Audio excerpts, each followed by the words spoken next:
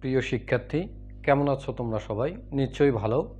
আমি তুষারকান্তি ব্যানার্জি, প্রভাষক পদার্থবিজ্ঞান, পলাশবাড়ি কলেজ, নীলফামারী। আজকে দ্বাদশ শ্রেণীর পদার্থবিজ্ঞান দ্বিতীয় পত্রের স্থিরতড়িদের সৃজনশীল যে প্রশ্নগুলো আছে সেগুলো নিয়ে আলোচনা করব। তো আমরা বোর্ডে দেখতে পাচ্ছি ঢাকা বোর্ড 2019 সালের একটি সৃজনশীল কোশ্চেন। এই কোশ্চেনটির আমরা সমাধান করব। দেখো, এই পাশে একটি চিত্র দেওয়া আছে, লেখা আছে যে চিত্রে ভূমির উলম্ব বরাবর ABC একটি সমবাহু ত্রিভুজ। তার মানে এই ABC, এই যে ত্রিভুজটি দেখতে পাচ্ছ, এই ত্রিভুজটি হচ্ছে সমবাহু ত্রিভুজ এবং প্রতিটি বাহুর দৈর্ঘ্য দেওয়া আছে 2 মিটার করে। এখানে চার্জ দেওয়া আছে Q1 সমান 3 গুণন 10 to the power -9 coulomb, Q2 সমান 3 গুণন 10 টু দি পাওয়ার -9 কুলম। এই Q1 এবং Q2 এই যে ত্রিভুজটি আছে, এই ত্রিভুজটির যে কোনো দুইটি বিন্দুতে স্থাপন করা হবে। তারপরে আমরা প্রশ্নগুলো সমাধান করব। একটা টপিকস এখানে মনে রাখতে হবে যে সমবাহু ত্রিভুজের ক্ষেত্রে প্রতিটি কোণের মান হচ্ছে 60 ডিগ্রি। এই কথাটি মাথায় রাখতে হবে, কারণ তোমাকে নির্দিষ্ট করে কখনোই দিবে না। কিছু গাণিতিক টার্ম আমাদের মাথায় অলরেডি থাকতে হবে যে প্রতিটি কোণের মান, সমদ্বিবাহু ত্রিভুজের ক্ষেত্রে প্রতিটি কোণের মান হচ্ছে 60 ডিগ্রি। আচ্ছা, গ নম্বর যে প্রশ্নটি দেওয়া আছে, দেখো লেখা আছে যে এ বিন্দুতে বিভবের মান কত। তাহলে এ বিন্দুতে যদি আমি বিভবের মান বের করতে চাই, তাহলে বুঝতে হবে বি এবং সি বিন্দুতে Q1 এবং Q2 মানের চার্জ দেওয়া আছে। তাহলে গ এর সমাধানে আমরা যাই। সমাধান।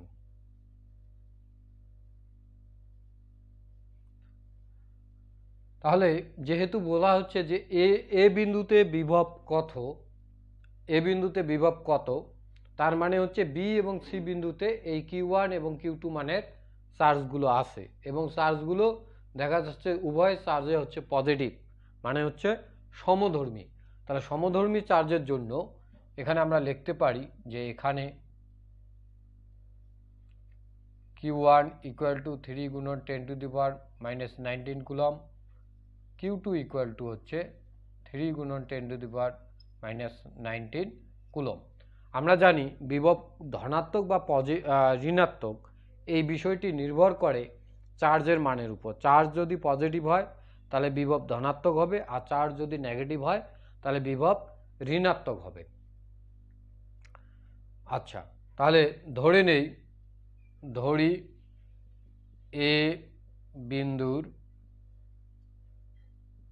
বিভব ভি। তাহলে আমরা জানি V equal to 1/4πε0।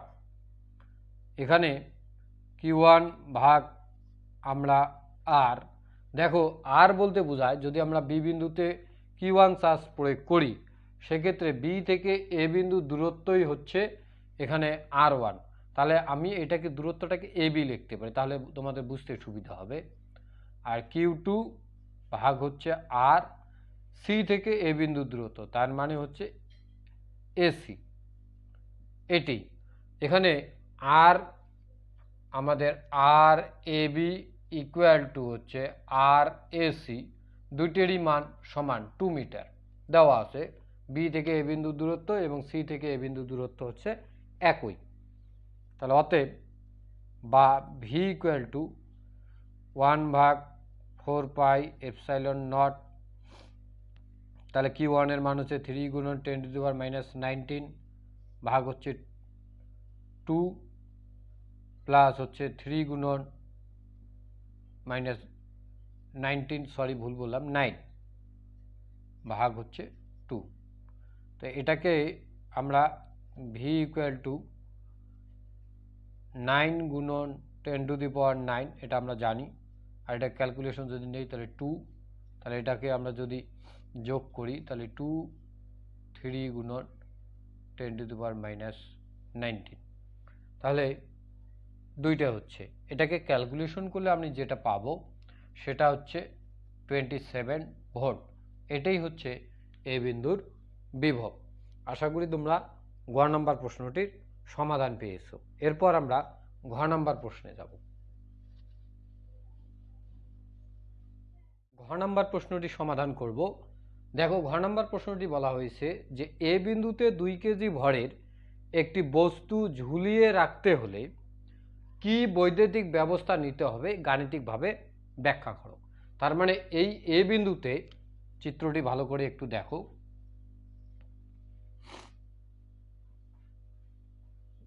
A B C, এই এ বিন্দুতে আমি যদি একটা 2 কেজি ভরের বস্তুকে ঝুলায় রাখি, তাহলে যেহেতু এখানে Q1 এবং Q2 মানে আমি চার্জ দিছি, তাহলে এই কি ব্যবস্থা অবলম্বন করব যাতে আপনা আপনিভাবে এ বিন্দুতে 2 কেজি ভরের একটি বস্তু ঝুলিয়ে রাখি। তাহলে এই এ বি এর জন্য আমরা যে বলটি পাই, আবার সি চার্জের জন্য এ বিন্দুতে আমরা যে বলটি পাই, এই বলটির জন্য যে লব্ধি বলটা পাবো, সেই লব্ধি বলটা আমাদের যদি এই যে 2 কেজি ভরকে ঝুলালে যে বলটা পাওয়া যায় তার সমান হয়, তাহলেই কিন্তু আমরা এই 2 কেজি ভরের বস্তুটিকে ঝুলিয়ে রাখতে পারবো। তার মানে ক্লিয়ার কথা হচ্ছে, এ বিন্দুতে যে লব্ধি বল সৃষ্টি হবে এবং ঝুলানো যে বস্তুটি থাকবে তার যে মানে মহাকর্ষীয় বল, এই দুইটি বলের পরিমাণ যদি আমাদের সমান হয় তাহলে কিন্তু 2 কেজি ভরের বস্তুটিকে ঝুলিয়ে রাখা সম্ভব। তো এই যে আমাদের লব্ধি বলটাই হবে 2 কেজি ভরে যে বস্তুটি ঝুলে আছে তার নিউটনীয় বলের সমান। তাহলে আমরা এক্ষেত্রে লিখতে পারি সমাধানটি হচ্ছে যে 2 কেজি ভরের বস্তুর ঝুলানোর জন্য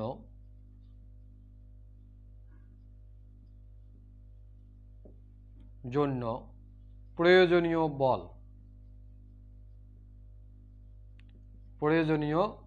বল F = mg। তার মানে হচ্ছে m হচ্ছে 2 গুণন 9.8। এটাকে ক্যালকুলেশন করলে যে মানটি আমরা পাই সেটি হচ্ছে, দেখো, 9 2 8 2 6, 8 2 গুণ 16 6 হাতে 1, 9 2 18 19, এত 19.6 নিউটন, 19.6 নিউটন। এটা হচ্ছে যদি আমি 2 কেজি ভরের বস্তুকে ঝুলিয়ে দেই তাহলে এই বলটি তার উপর ক্রিয়া করতেছে 19.6 নিউটন। এই বলটি উভয় চার্জের জন্য সৃষ্ট লব্ধি বলের সমান হবে। তাহলে আবার লিখতে পারি যে আবার F = F1 square plus F1 square. কেন আমি F1 আর F1 দিলাম? যে এই চার্জের জন্য সৃষ্ট বলের পরিমাণ হচ্ছে F1, এই চার্জের জন্য সৃষ্ট বলের পরিমাণও হচ্ছে কিন্তু F1। কারণটা হচ্ছে A এবং B এবং C বিন্দুতে উভয় চার্জের পরিমাণ সমান, 2F1 × F2। তোমরা নিশ্চয়ই F1 তোমরা নিশ্চয়ই ভেক্টরের যে সামান্তরিক সূত্রটি আছে তার কথা জানো, যে সামান্তরিক সূত্রের সাহায্যে, যে এখানে যেহেতু এটা হচ্ছে F1, এটা হচ্ছে F1, তাহলে এই F1 এবং F1 এর জন্য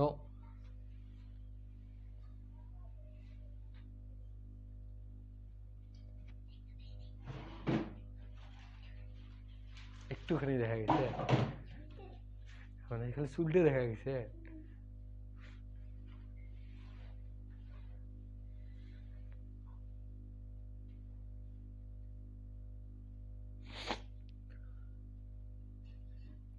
প্রিয় শিক্ষার্থী, তাহলে এই যে বি এবং সি বিন্দুতে যে Q1 এবং Q2 উভয় চার্জ সমান, সুতরাং উভয় চার্জের জন্য এ বিন্দুতে যথাক্রমে একই ধরনের বল সৃষ্টি হবে। এখানে ধরি নেই সেই বলগুলো হচ্ছে F1 আর এটা হচ্ছে F1।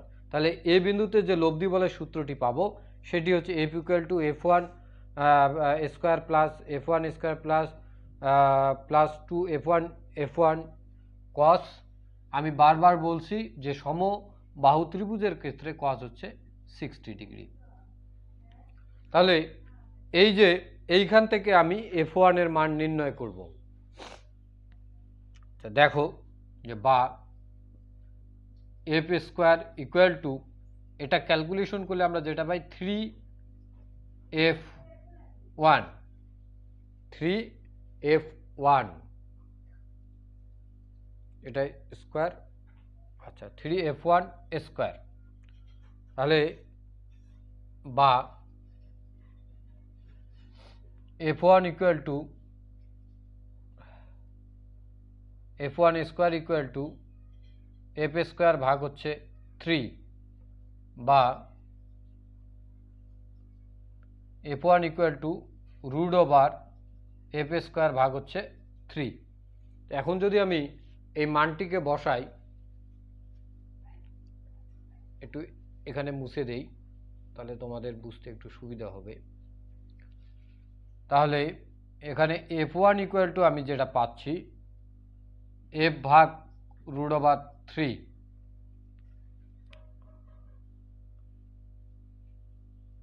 এরপর আমরা যেটা পাচ্ছি F এর মান হচ্ছে 19.6 রুট 3। এটাকে ক্যালকুলেশন করলে F1 এর যে মানটি পাই সেটি হচ্ছে 11.32 নিউটন। তাহলে আমরা যদি প্রতিটি চার্জের জন্য এই বলটি সৃষ্টি করতে পারি 11.32, তাহলে লব্ধি বলের পরিমাণ হচ্ছে 19.6, অর্থাৎ বস্তুটির আমাদের ওজনের সমপরিমাণ আমি লব্ধি বল সৃষ্টি করলেই তাহলেই কিন্তু বস্তুটিকে ঝুলিয়ে রাখা সম্ভব। তাহলে এই F1 মানের বলের জন্য যেহেতু আমাদের বৈদ্যুতিক ব্যবস্থা নিতে হবে, তাহলে F1 মানের বলের জন্য বি এবং সি বিন্দুতে কি পরিমাণ চার্জ প্রয়োগ করতে হবে, তাহলে সেই চার্জের পরিমাণ যেহেতু কি সমান, তাহলে ধরি নেই যে বি এবং সি বিন্দুতে কিউ পরিমাণ চার্জ প্রয়োগ করলে আমরা F1 মানের বল পেতে পারি। তাহলে ধরি বি ও সি বিন্দুতে কিউ পরিমাণ চার্জ দিতে হবে। তাহলে অতএব F1 equal two 1/4 pi epsilon not, তাহলে ইকুয়াল টু আমি লিখতে পারি যে কিউ স্কোয়ার, যেহেতু হচ্ছে আর মানে হচ্ছে এই বি থেকে এ বিন্দু দূরত্ব এবং সি থেকে এ বিন্দু দূরত্ব, যেটা আমরা জানি 2 মিটার। তাহলে বা এইখান থেকে যদি আমি কিউ স্কোয়ার বাইর করতে চাই, তাহলে কিউ স্কোয়ার ইকুয়াল টু হচ্ছে আমাদের F1 আর এটা হচ্ছে আমরা এটার মানটা সরাসরি লিখতে পারি 9 গুণন 10⁹9। তাহলে বা Q equal to root over, তাহলে F1 এর মান পেলাম 11.32 গুণন, তাহলে আর এর মান হচ্ছে 2, 9 গুণন 10⁹9। তাহলে এই চার্জের যে মানটি আসে সেটি হচ্ছে 7.09 গুণন 10⁻⁵ কুলম। এটি হচ্ছে মূল বিষয় যে আমরা যদি বি এবং সি বিন্দুতে 7.09 গুণন 10⁻⁵ কুলম এই পরিমাণ সমধর্মী চার্জ প্রয়োগ করি এবং এ বিন্দুতে 2 কেজি ভরের বস্তুটির চার্জ যদি আমি 7.09 গুণন 10⁻⁵ কুলম রাখি, তাহলেই বস্তুটিকে ঝুলিয়ে রাখা সম্ভব। আমি আবারও বলতেছি যে বি এবং সি বিন্দুতে 7.09 গুণন 10⁻⁵ কুলম চার্জকে যদি রাখি, তাহলে আমাদের ওই যে লব্ধি বল 19.6 সৃষ্টি হবে এবং তার জন্য 2 কেজি ভরের জন্য যে আমরা ওজনটি পাচ্ছি 19.6 সেম হবে। তাহলে 2 কেজি ভরের বস্তুকেও যদি আমি সমপরিমাণ সমধর্মী এই চার্জটি প্রদান করি, তাহলে 2 কেজি ভরের বস্তুকে ঝুলিয়ে রাখা সম্ভব। আশা করি তোমরা বুঝতে পারছো যে আমি যদি একটি বস্তুকে ঝুলায় থাকতে চাই, তাহলে বস্তুটি তার যে ওজন পায় সেই ওজনের জন্য এ বিন্দুতে যে লব্ধি বলটা সৃষ্টি হবে, অর্থাৎ এই বি চার্জের জন্য F1 এবং সি চার্জের জন্য একই পরিমাণ F1 চার্জ সৃষ্টি হয়, কারণ উভয় চার্জের পরিমাণ সমান। তাহলে এই যে দুইটি বল পাচ্ছি এর জন্য যে লব্ধি বলটা F পাচ্ছি, এই F এর মান যদি ঝুলন্ত বলটির F এর এই দুইটি বল কি হয় সমান হয়, ঝুলন্ত বস্তুটির ওজনের সমান হয়, তাহলেই কিন্তু বস্তুটিকে ঝুলিয়ে রাখা সম্ভব। তাহলে আমরা এই বস্তুটির ওজন আমরা লব্ধি বলের সমান ধরলাম। লব্ধি বলের জন্য প্রতিটি চার্জের যে বল সৃষ্টি হয় সেটা F1 এর মান বের করলাম। এই F1 সৃষ্টি করতে যে পরিমাণ চার্জের প্রয়োজন হয় সেই চার্জের পরিমাণ আমরা বের করলাম। চার্জের পরিমাণ বের করে দেখলাম যে এটা 7.09 গুণন 10⁵ কুলম হতে হবে। তাহলে এই Q1 Q2 এই চার্জের পরিবর্তে যদি আমি বি এবং সি বিন্দুতে 7.09 গুণন 10⁻⁵ কুলমকে স্থাপন করি তাহলে ঠিক ওই লব্ধি বলটাই পাবো, এবং ওই বস্তুটিতেও যদি আমি সমপরিমাণ চার্জে স্থাপন করি তাহলে ঝুলে থাকবে। আশা করি তোমরা। প্রিয় শিক্ষার্থী, এবার আমরা সিলেট বোর্ড 2019 সালের সৃজনশীল প্রশ্নটির সমাধান করব। দেখো, আমি এখানে অনুরূপ যে প্রশ্নগুলো হয় সেই অনুরূপ সৃজনশীলগুলো একত্রে একই লেকচারে দেওয়ার চেষ্টা করতেছি। আচ্ছা দেখো, এখানে চিত্রে আমরা একটি বর্গক্ষেত্র দেখতে পাচ্ছি এবং বর্গক্ষেত্রে প্রত্যেকটা শীর্ষবিন্দুতে কিছু চার্জ দেওয়া আছে এবং বর্গক্ষেত্রের প্রতিটি বাহুর দৈর্ঘ্য হচ্ছে 4 মিটার, আর এটা হচ্ছে বর্গক্ষেত্রের কেন্দ্র। বলছে যে এটা দেওয়ার পরে বলছে যে পরবর্তীতে বর্গক্ষেত্রের কেন্দ্র শূন্যতে 1 কুলম ধনাত্মক চার্জে চার্জিত 9.8 কেজি ভরের একটি বস্তু রাখা হলো। আচ্ছা, 1 কুলম চার্জে চার্জিত 9.8 কুলম ভরের একটি বস্তু রাখা হলো কোথায়? কেন্দ্রে। আচ্ছা, এবার গ নাম্বার যে প্রশ্ন বলছে যে উদ্দীপকের শূন্য অর্থাৎ কেন্দ্রে 0 বিন্দুতে বিভব কত। তার মানে এই যে বর্গক্ষেত্রটি দেওয়া আছে এর কেন্দ্রে বিভব কত। দেখো, এই শীর্ষবিন্দু 1টা 2টা 3টা 4টা, 4টাতে ধনাত্মক চার্জ দেওয়া আছে। তাহলে এই ধনাত্মক চার্জের জন্য কেন্দ্রে আমরা একটা কি পাবো? বিভব পাবো। প্রতিটি চার্জের জন্য যে আলাদা আলাদা বিভব পাবো তাদের সমষ্টি হচ্ছে কেন্দ্রের মোট বিভব। আচ্ছা, তাহলে এখন এই প্রতিটি চার্জ থেকে কেন্দ্রের মধ্যবর্তী আগে আমাকে দূরত্ব নির্ণয় করতে হবে। যেহেতু এটি বর্গক্ষেত্র, সুতরাং আমরা এর কেন্দ্র বরাবর যদি কর্ণ আট করি, এর নাম দেই এ, এটা বি, এটা হলো সি, এটা হলো ডি। তাহলে কেন্দ্র বরাবর আমরা বিডি এটি কর্ণ আট করলাম। তাহলে তোমরা দেখো যে বি সি ডি একটি সমকোণী ত্রিভুজ হলো কিনা। তাহলে পিথাগোরাসের উপপাদ্য থেকে এই বি সি ডি সমকোণী ত্রিভুজ থেকে আমরা এই অতির্ভুজের মান অর্থাৎ বিডি এর মান বের করে যদি আমরা সেটা অর্ধেক করি তাহলে এই শূন্য থেকে অর্থাৎ কেন্দ্র থেকে প্রতিটি আমাদের চার্জের মধ্যবর্তী দূরত্ব আর ধরে নিলাম যে যেহেতু এটা বর্গক্ষেত্র, প্রত্যেকটা চার্জের কেন্দ্র থেকে প্রত্যেকটা চার্জের মধ্যবর্তী দূরত্ব একই হবে। তাহলে গ এর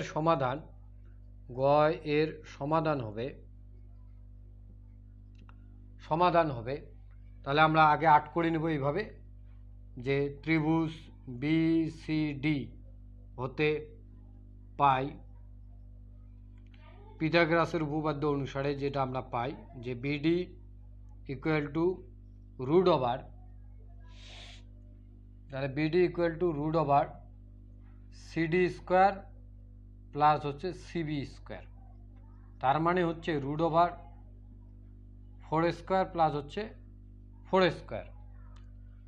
তাহলে এটাকে যদি আমরা আবার 2 দিয়ে ভাগ দেই তাহলে আর সমান বিডি ভাগ হচ্ছে 2, তার মানে হচ্ছে root over 4 square root over 4 square ভাগ হচ্ছে 2। এটাকে ক্যালকুলেশন করলে পাবো 2 রুট 2, ক্যালকুলেশন করলে পাবো 2 রুট 2 মিটার। তার মানে এই কেন্দ্র থেকে সি চার্জের দূরত্ব, কেন্দ্র থেকে বি চার্জের দূরত্ব, কেন্দ্র থেকে ডি চার্জের দূরত্ব এবং কেন্দ্র থেকে এ চার্জের দূরত্ব হচ্ছে 2 রুট ওভার 2। এই আর দ্বারা আমরা প্রকাশ করলাম। এখন আমরা খুব সহজেই ও বিন্দুতে বিভবের পরিমাণ নির্ণয় করতে পারবো। তাহলে ও বিন্দুতে বিভব V equal to 1/4 pi epsilon not. যেহেতু আমি আগেই বলছি যে যেহেতু চার্জগুলো কি ধনাত্মক, অতএব এখানে বিভবটাও হবে ধনাত্মক। তাহলে সমষ্টি সবগুলো যোগ হয়ে যাবে। তাহলে প্রত্যেকটারে আমরা চার্জের পরিমাণ যদি নেই Q1 Q2 plus Q3 plus হচ্ছে Q4, অর্থাৎ Q1 হচ্ছে ধরি এ বিন্দুর চার্জ, Q2 হচ্ছে বি বিন্দুর চার্জ, Q3 হচ্ছে সি বিন্দুর চার্জ, আর Q4 হচ্ছে ডি বিন্দুর চার্জ। তাহলে এই ক্ষেত্রে আমাদের আরটা হবে একই।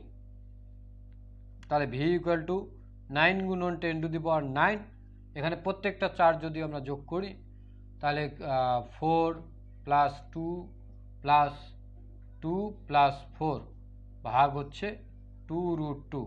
এটাকে ক্যালকুলেশন করলে আমি যেটা পাবো সেটা হচ্ছে 3.82 গুণন 10⁻10 ভোল্ট। এই হচ্ছে আমাদের কেন্দ্রে মোট বিভব। আশা করি তোমরা বিষয়টি বুঝতে পারছো। তাহলে এই ধরনের উদ্দীপক দেওয়া থাকলে, বর্গক্ষেত্র দেওয়া থাকলে, সেক্ষেত্রে কেন্দ্র থেকে প্রতিটি চার্জের দূরত্ব বাইর করে নিতে হবে। তা প্রতিটি চার্জের থেকে দূরত্ব বাইর করার বুদ্ধি হচ্ছে, একটা যদি আমি কর্ণ আট করি, এরপর আমি একটি সমকোণী ত্রিভুজ পাবো। সমকোণী ত্রিভুজের পিথাগোরাসের উপপাদ্য ফেলে দিলেই আমি কিন্তু কর্ণটার দূরত্ব পাবো। আর কর্ণটাকে যদি আমি অর্ধেক করি তাহলে কেন্দ্র থেকে প্রতিটি চার্জের দূরত্ব একই পাওয়া যাবে। এরপর যেহেতু বিন্দুর কেন্দ্রের মোট বিভব হচ্ছে প্রতিটি চার্জ দ্বারা সৃষ্ট বিভবের সমষ্টি সমান, অতএব আমি এইভাবে লিখতে পারি। আশা করি তোমরা গ নাম্বার প্রশ্নটি বুঝতে পারছো। এবার আমরা ঘ নাম্বারে প্রশ্নটির সমাধান করব। বলা হচ্ছে দ্বিতীয় ক্ষেত্রে, তার মানে এখানে যে দেওয়া আছে পরবর্তীতে বর্গক্ষেত্রের কেন্দ্রে প্লাস 1 কুলম্ব চার্জে চার্জিত 9.8 কেজি ভরের একটি বস্তুকে রাখা হলো। এটাই হলো দ্বিতীয় ক্ষেত্র। তাহলে দ্বিতীয় ক্ষেত্রে বস্তুটি সাম্য অবস্থায় থাকবে কিনা, তার মানে এই কেন্দ্রে যদি আমি 9.8 কেজি ভরের একটি 1 কুলম্ব চার্জকে স্থাপন করি তাহলে সেটি সাম্য অবস্থায় থাকবে কিনা। তাহলে তোমরা এর আগে সৃজনশীলটি দেখেছো যে সাম্য অবস্থায় থাকতে গেলে বস্তুটির ওজন বা প্রয়োজনীয় বল সেটা যদি লব্ধি বলের সমান হয় সেক্ষেত্রেই বস্তুটি সাম্য অবস্থায় থাকে। তা চলো দেখি আমরা প্রতিটি চার্জের জন্য সৃষ্ট লব্ধি প্রাবল্য, তারপরে ওই চার্জের জন্য যে বল এবং বস্তুটির ওজন একই হচ্ছে কিনা। শুরুতেই আমরা এ বিন্দুর জন্য নির্ণয় করি। এ বিন্দুর ক্ষেত্রে প্রাবল্য E1 ইকুয়াল টু 1/4πε0 কিউ ভাগ আর স্কোয়ার। তাহলে 9 গুণন 10⁹9, তাহলে কিউ এর মান 4, আর আমরা গ থেকে পাই আর এর মান হচ্ছে 2√2, এটার উপর স্কোয়ার। তাহলে এই মানটি যেটা আসবে 4.5 গুণন 10⁹9 নিউটন কুলম্ব ইনভার্স 1। এর দিকটি হবে, যেহেতু এটা পজিটিভ চার্জ থেকে কেন্দ্রের মধ্যবর্তী দূরত্বের জন্য আমি প্রাবল্য বের করলাম, সুতরাং এর দিকটি হবে পজিটিভ চার্জ থেকে বাইরের দিকে। তার মানে দিক হচ্ছে ওসি বরাবর, এই দিকে। আচ্ছা, এরপর আমরা বি বিন্দুর ক্ষেত্রে যদি বাইর করি, বি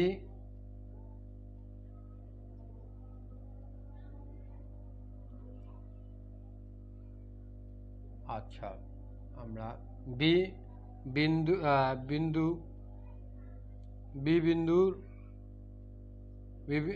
বিন্দুর ক্ষেত্রে প্রাবল্য E2 ইকুয়াল টু 1/4πε0 কিউ ভাগ, এটা Q1 দিলাম, এটা হলো Q2 আর স্কোয়ার।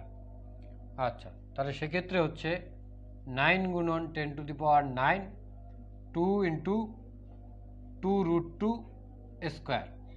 তাহলে এই মানটি আসতেছে আমাদের ক্যালকুলেশন করলে পাবো 2.25 গুণন 10⁹9 নিউটন কুলম্ব ইনভার্স 1।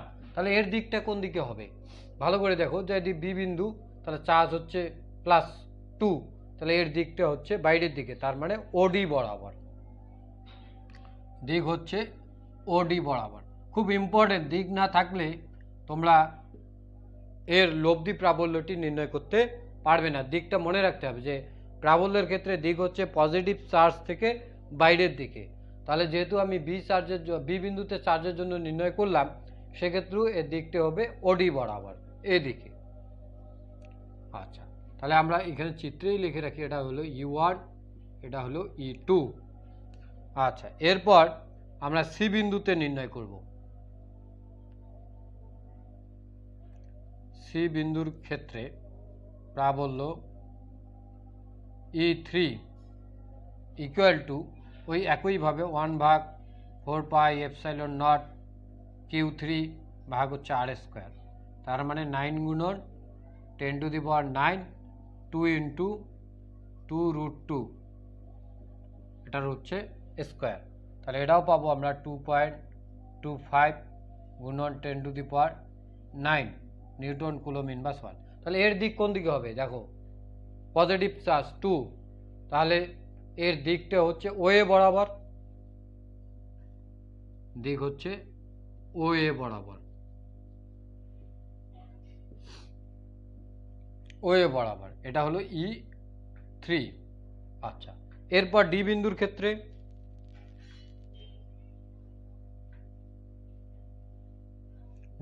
ক্ষেত্রে আমরা পাবো প্রাবল্য E4 ইকুয়াল টু 1/4πε0 Q4 ভাগ হচ্ছে R²। তার মানে 9 গুণন 10⁹9, Q4 মানে হচ্ছে 4, 2√2 স্কোয়ার। এর ডি এর জন্য যে ক্যালকুলেশনটা পাবো, ডি এর ক্ষেত্রে প্রাবল্য E4 ইকুয়াল টু হচ্ছে, দেখো আমরা এটা ক্যালকুলেশন করলে পাবো 4.5 গুণন 10⁹9 নিউটন কুলম ইনভার্স 1। তাহলে এর দিকটি হচ্ছে, যেহেতু ডি বিন্দুর জন্য, ওবি বরাবর দিক।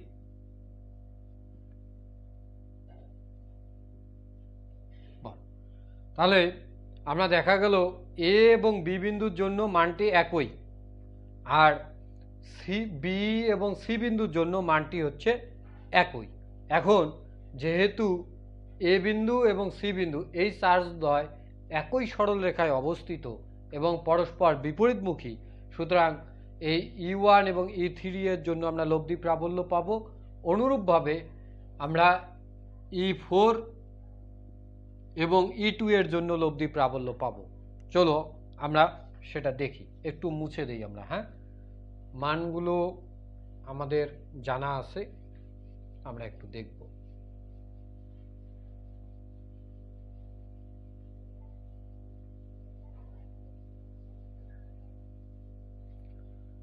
তাহলে দেখো যে E1 ও E3 এর লব্ধি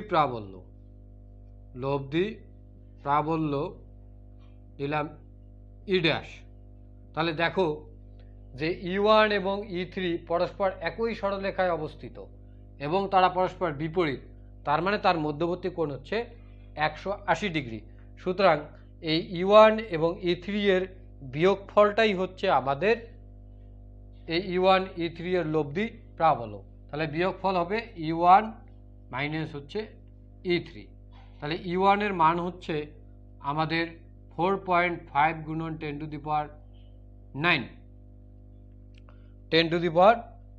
আর E3 এর মান হচ্ছে 2.25 গুণন হচ্ছে 10⁹9।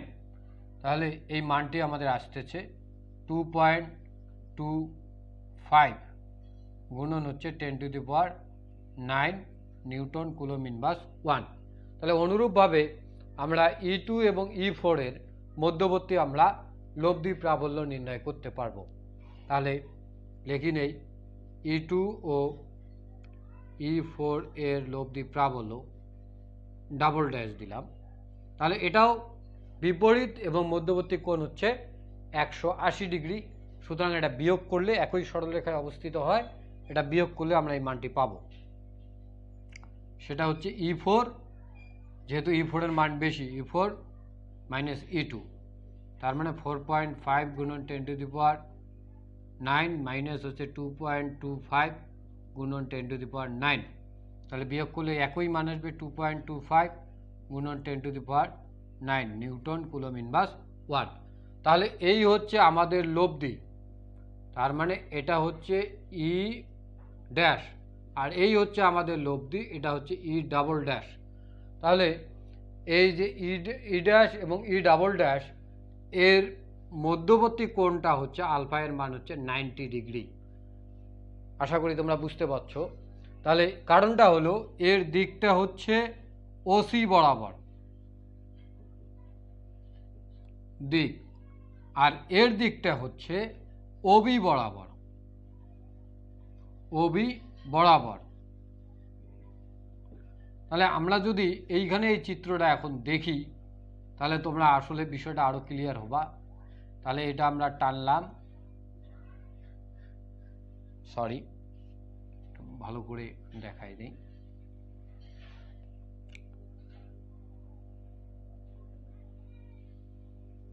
দেখো এখন যদি আমরা এটা টানি তাহলে সেক্ষেত্রে এটাই হচ্ছে ই ড্যাশ আর এটা হচ্ছে ই ডাবল ড্যাশ, সর্বশেষ যে মান দুটি পাইলাম। তাহলে এর দিকটা হচ্ছে ওবি বরাবর, আর এই ই ড্যাশের মানটা হচ্ছে ও সি বরাবর। তাহলে এই মান দুইটির মধ্যবর্তী কোণটা হচ্ছে 90 ডিগ্রি, যার কারণে আমরা এখানে একটা লব্ধি প্রাবল্য পেতে পারি। তাহলে এই লব্ধি প্রাবল্যটাকে যদি আমরা ই ধরি তাহলে ও বিন্দুতে লব্ধি প্রাবল্য, ও বিন্দুতে লব্ধি প্রাবল্য, তাহলে ই ইকুয়াল টু আমরা জানি যে রুট ওভার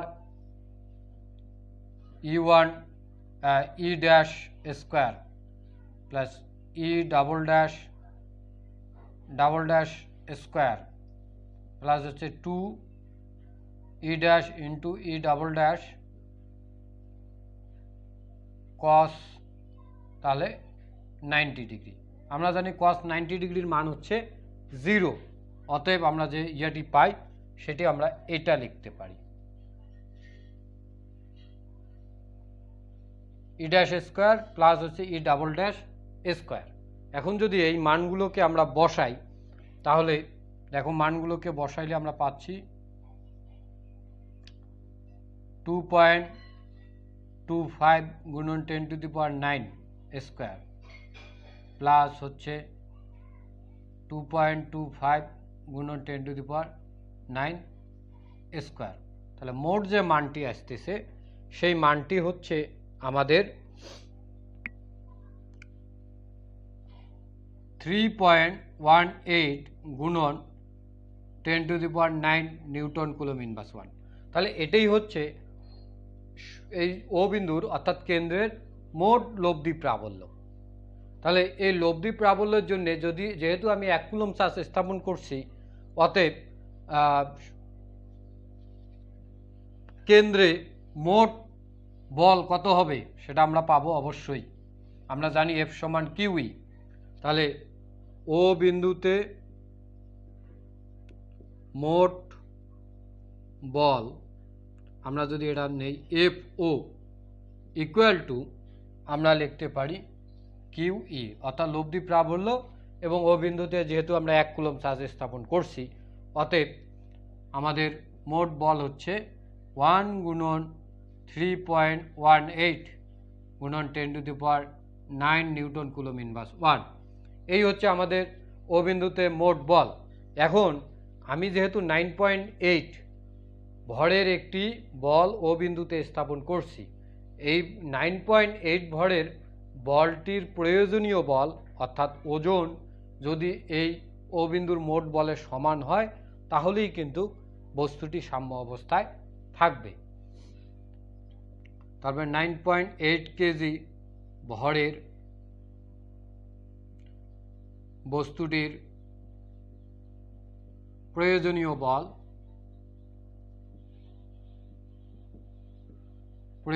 বল আমরা যদি এফ জি নেই তাহলে এফ জি ইকুয়াল টু হচ্ছে এম জি। তাহলে হচ্ছে 9.8 গুণন হচ্ছে 9.8, এটাকে ক্যালকুলেশন করলে আমরা যে পাই 9.6 গুণন 10⁻1 নিউটন। তাহলে তোমরাই দেখো যে ও বিন্দুতে আমরা যে লব্ধি বলটি পাইলাম এই প্রাবল্যের জন্য, সেটি হচ্ছে, আমরা এটা ক্যালকুলেশন করে দেই, 3.18 গুণন 10⁹ নিউটন। আমাদের আর নিউটন কুলম থাকবে না, কারণ হচ্ছে চার্জ এবং প্রাবল্যের গুণফলটাই হচ্ছে মোট প্রাবল্য। তাহলে এই বলটি এফ নটের মান হচ্ছে এটি। আর 9.8 কেজি ভরে বস্তুটিকে প্রয়োজনীয় বল, মানে ওটাকে ঝুলায় রাখতে যে বলটির প্রয়োজন হবে সেটা হচ্ছে ওজনের সমান। সেই বলটি হচ্ছে এফ জি ইকুয়াল টু হচ্ছে 9.6 গুণন 10⁹ যেহেতু দুইটি বল সমান নয়, অতএব বস্তুটি সাম্য অবস্থায় থাকবে না। অতএব লব্ধি বল নট ইকুয়াল টু বস্তুর প্রয়োজনীয় বল, অতএব বস্তুটি কেন্দ্রে সাম্য অবস্থায় থাকবে না। প্রিয় শিক্ষার্থী, ধন্যবাদ সবাইকে সঙ্গে থাকার জন্য। সবাইকে শারদীয় শুভেচ্ছা। পরবর্তী ক্লাসে বাকি টপিক